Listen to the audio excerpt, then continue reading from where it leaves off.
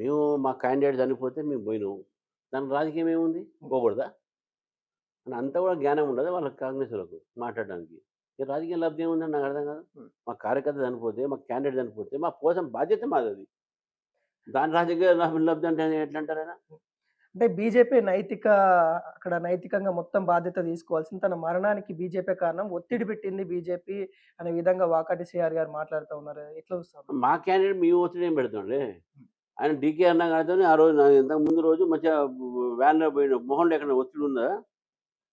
ఎట్లా ఎట్లా మాట్లాడుతున్నా నాకు అర్థం ఇప్పుడు వాళ్ళ దగ్గర ఏ సబ్జెక్ట్ లేకపోతే ఇట్టే మాట్లాడతారు. Empty vessels make more noise అన్నట్టు పరిస్థితి వాళ్ళది. ఈరోజు కాంగ్రెస్ పార్టీకి ఏం వాళ్ళు లేదు ఓడిపోతున్నారు.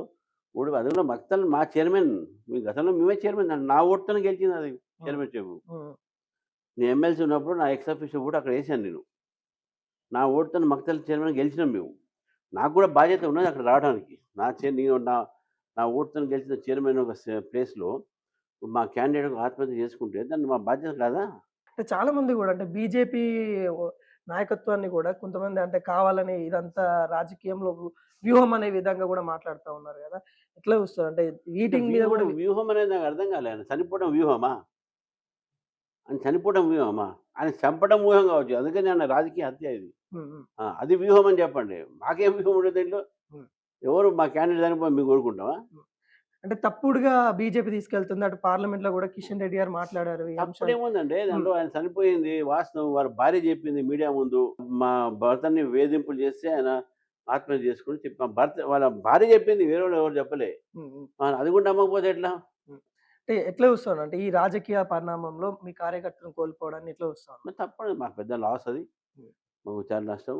మా కుటుంబం ఒక పెద్ద దిక్కు కోల్పోయింది. యువకుడు 40 సంవత్సరాలు ఇంకా భవిష్యత్తు ఉండే. అతను తొందరపడి పని చేసి మాకు చెప్తే మీ పోలీసులతోనో ఇంకేదో మాట చేసి ఏదో వాళ్ళు చేస్తుండే. భయభ్రాంతి చేశారు ఆయన్ని.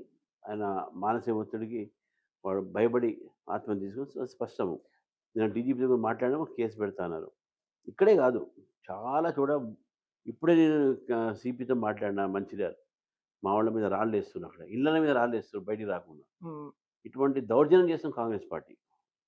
ఇంత దౌర్జన్యం ఎప్పుడు నేను చూడలే రాష్ట్రంలో. కాబట్టి ఇది చాలా దౌర్జన్యంగా కాంగ్రెస్ ప్రవర్తిస్తుంది. ప్రజలు వారికి దూరం పోతున్నారు. బీజేపీకి దగ్గరవుతున్న భయంతో ఇవన్నీ చేస్తా ఉన్నారు. హ్మ్. అంటే ఇట్లా మహాదేవ్ లాంటి వాళ్ళు ఇంకా మీ దాంట్లో ఇబ్బంది పడే వాళ్ళు ఇంకా ఉన్నారంటారా బీజేపీలో? చాలామంది ఒక మహాదేవప్ప ఆయన తొందరపడి భయపడి చేసారు. మేము అందరికి మా కార్యకర్తలు చెప్తా ఉన్నాం. పార్టీ మొత్తం వాళ్ళతోని ఉంది. ఆత్మవిశ్వాసంతో ఉండండి. ఏం గాదు. మనం గూడా దాన్ని ఎదురు తిరుగుదాం. ఏం భయపడాల్సిన అవసరం లేదు.